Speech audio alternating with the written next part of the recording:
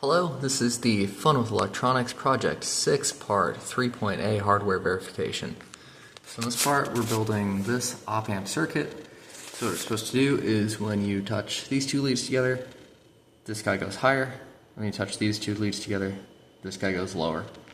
And the chip that we're having us use, this LM347, is a 4 op-amp in 1 IC. And I'm just using the top left op-amp. So here's the circuit hardware, so this kind of gate, if you will, I have set up right there. And then I have the output hooked up to a DMM, I think. Yep.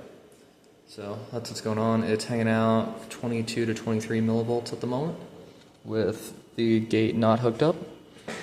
When I do the lower two,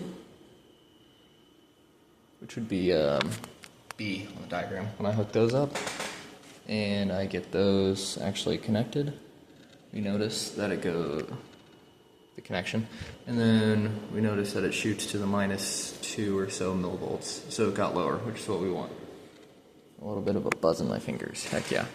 And when I hook, and then it'll eventually, takes a minute, capacitor to discharge, and gotta wait for it to hit steady state again. There we go. So that's about what we want.